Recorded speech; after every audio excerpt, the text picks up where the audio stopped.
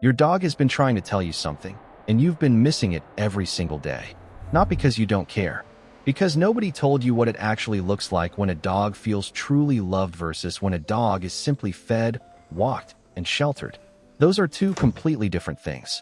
And the gap between them is where most dog owners live without ever knowing it. There are 7 specific daily behaviors that speak directly to your dog's brain in the language it was wired to receive. Not affection as humans understand it. Affection as dogs are built to feel it. Each one takes under 2 minutes. Each one is backed by research. And by the end of this, the way you see every single interaction with your dog will never be the same. Welcome to Pet Mind. Let's get into it. 1.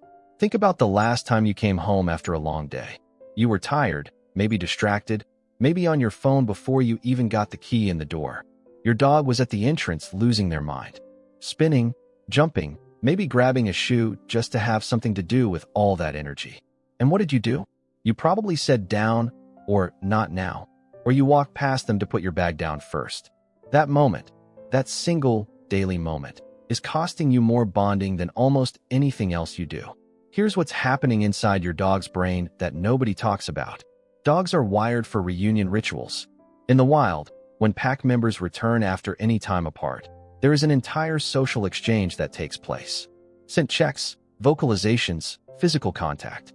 It is not random excitement.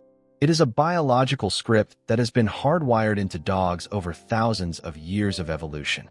That reunion, that first 30 seconds when you walk through the door, is one of the most emotionally significant moments of your dog's entire day. Not one of the most exciting, one of the most significant. When you shut it down, even gently, even with good intentions, your dog doesn't understand why the ritual was cut short. Research published in Applied Animal Behavior Science found that dogs who received warm, engaged greetings from their owners showed significantly lower cortisol levels. That's the stress hormone, not just in the moment, but for hours afterward. Hours. Because of 30 seconds. So here is the daily habit. When you walk through that door, give your dog 30 seconds of full presence. Get down to their level. Let them sniff you. Talk to them. Let the reunion actually complete itself. You are not rewarding chaos. You are finishing a biological script your dog has been waiting all day to finish. 30 seconds. And your dog will be calmer, more bonded, and more settled for the rest of the evening because of it. But what happens after that greeting matters just as much. And there's one thing most owners do during what they believe is their most loving moment with their dog. That is doing the complete opposite of what they intend. 2. You've looked into your dog's eyes and felt something. That quiet, wordless connection that doesn't need explanation. And you're right to feel it. There is extraordinary science behind what happens in that moment.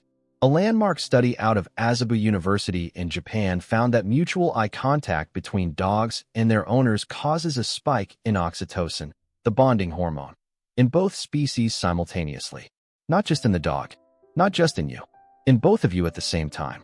It's the same hormonal response that occurs between a mother and her newborn.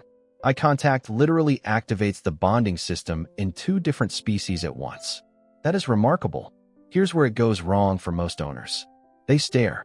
Sustained, unblinking, intense eye contact, even coming from someone the dog loves, reads as a challenge, as pressure, as confrontation. Because in canine communication, hard, unblinking stares signal dominance and threat. So when you hold that gaze too long with too much intensity, your dog's nervous system starts interpreting it as tension. You'll see the signs if you know what to look for. A slight glance away, a yawn, a slow lowering of the head. These are not boredom. These are your dog trying to de-escalate what their instincts are telling them is a confrontational situation. The right kind of eye contact is soft, relaxed, eyes slightly squinted, face loose, the way you look at someone you feel completely at ease with. Every morning when your dog is calm near you, offer them soft eye contact for just a few seconds. Slightly raised eyebrows, warm face, no intensity. Watch their body shift. Watch their tail move differently. That is the bonding system activating, in both of you, the way it was designed to. And if you're finding this useful, go ahead and hit the like button right now. Not as a generic ask, but because this specific kind of content, rooted in actual science about what your dog experiences, takes real time to research and put together. Your like tells Pet Mind to keep making it. Now, here's where it gets genuinely more interesting. Because what we're about to cover next is something researchers discovered that changed how the entire field of animal behavior thinks about mental health in dogs. 3. Most owners believe that a tired dog is a happy dog. You've heard it. Run them hard, drain the energy, and they'll be content. And physical exercise absolutely matters. But what the research actually shows is that one specific thing reduces stress in dogs more powerfully than a long walk. A study from the University of Bristol found that dogs who received daily mental enrichment, puzzle feeders, scent games, short training sessions, showed measurably lower stress hormones than dogs who only received physical exercise. Let that settle for a moment. Mental stimulation was more effective at reducing stress than physical activity. Here's why. Dogs are problem-solving animals. Their brains were shaped over thousands of years by lives that required tracking, decision-making, reading environmental cues, and executing complex behaviors.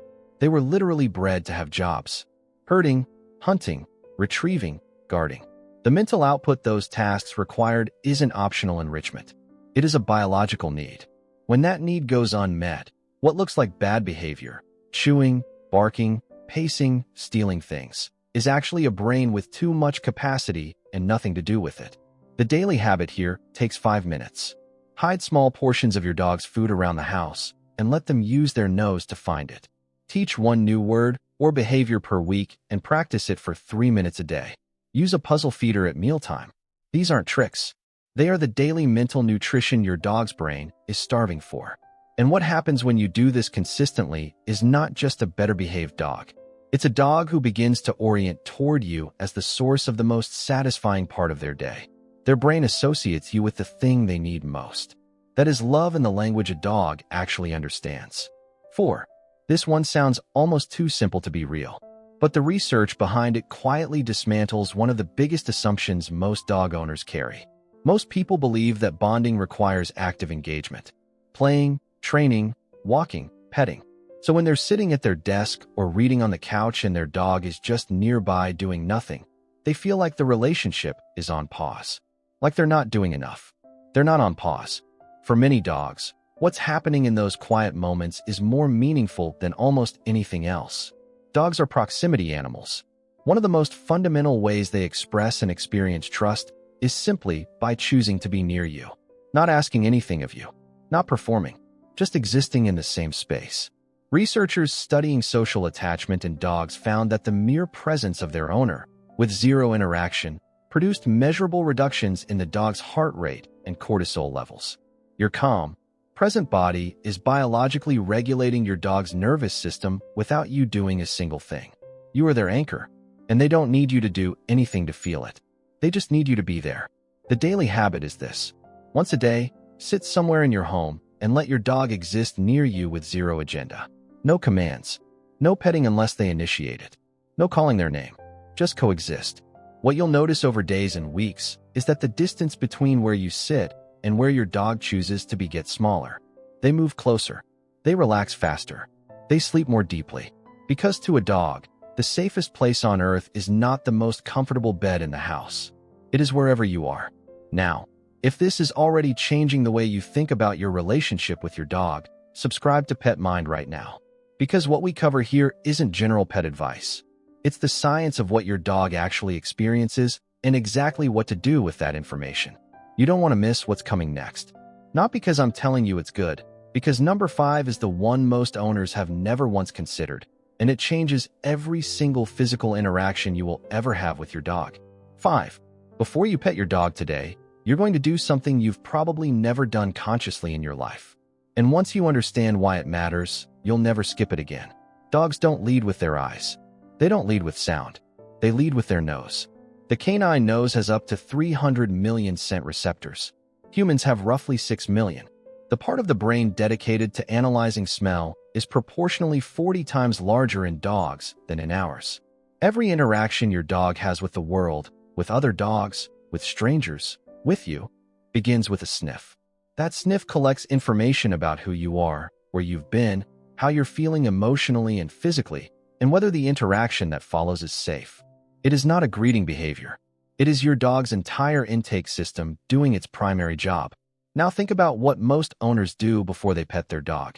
They reach out and touch them, often on top of the head, which happens to be one of the least preferred contact points for most dogs, because objects approaching from above trigger a subtle flinch response rooted in survival instinct. You are skipping your dog's primary sense, approaching from their least comfortable angle, and wondering why the interaction sometimes feels forced. Here is what changes everything. Every single time before you pet your dog, present the back of your hand at their nose level, not in their face, just within reach. Then wait. Let them come to it. Let them sniff. When they do, you'll feel their nose press into your hand. That is the intake system completing its job. That is your dog's brain confirming who you are. Then you pet them, under the chin or on the chest first, not the top of the head. 3 seconds. That is all this takes. But those 3 seconds completely change the texture of every physical interaction you have with your dog. You become the person who waits for the sniff, who lets them lead. Dogs remember the people who give them that respect. It is one of the most powerful things you can do.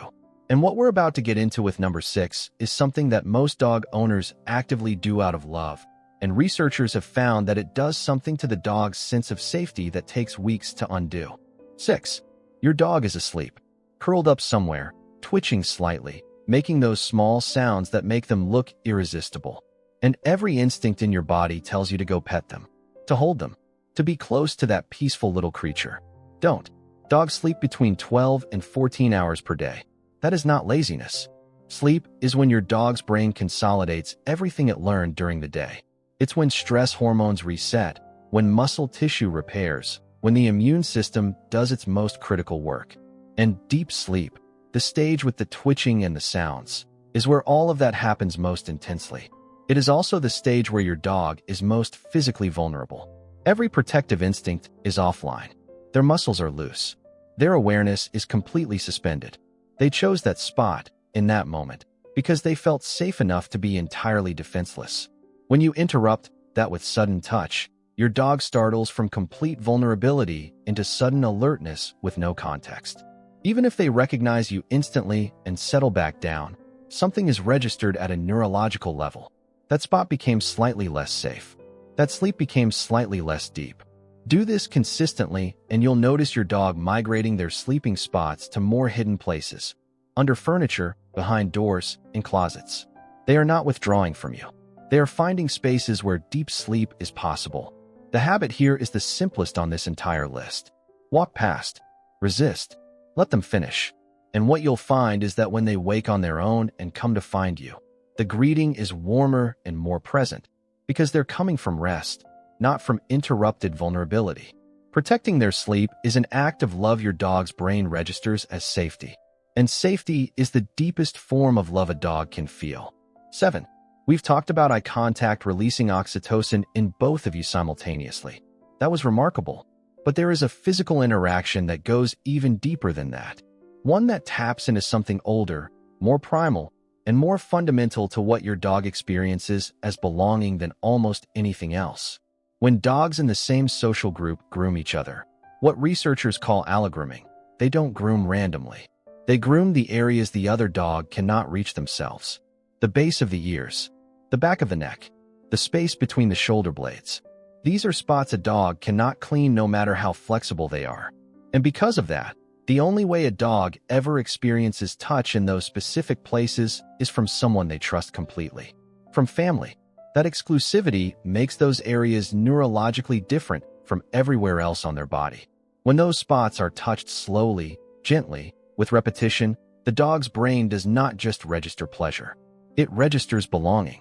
Research into canine social behavior has shown that this type of touch activates the same bonding circuitry that fires between trusted pack members. This is the touch that says you are mine and I am yours in a language older than any word. Most owners pet the top of the head. They scratch above the tail.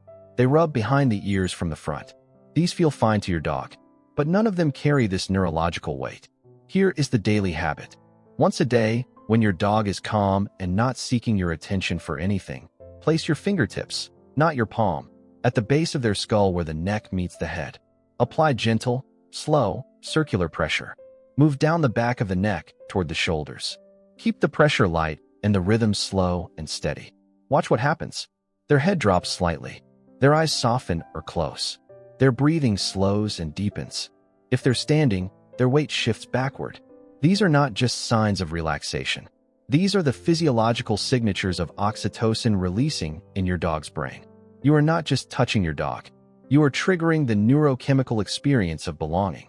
You are speaking the oldest language your dog knows. And when you combine this with everything we've covered today, the completed reunion ritual, the soft eye contact, the mental enrichment, the quiet presence, the nose-first greeting, the protected sleep, you are not just being a more attentive owner. You are becoming something your dog's nervous system recognizes at the most fundamental level. Not the person who takes care of them, the person they choose. The person they return to not because they have to, but because every single interaction you have has told them, in their own language, that they are safe, seen, and loved. That is what Pet Mind is about. Not training, not behavior correction. Understanding what is actually happening inside your dog so that everything you do, every single day, speaks the language they were built to receive. If this video gave you something real, subscribe to Pet Mind right now. Because we go this deep on every single topic we cover. The science of what your dog experiences. The specific things you can do about it. Every week. You don't find content like this by accident twice. Hit subscribe so you never have to.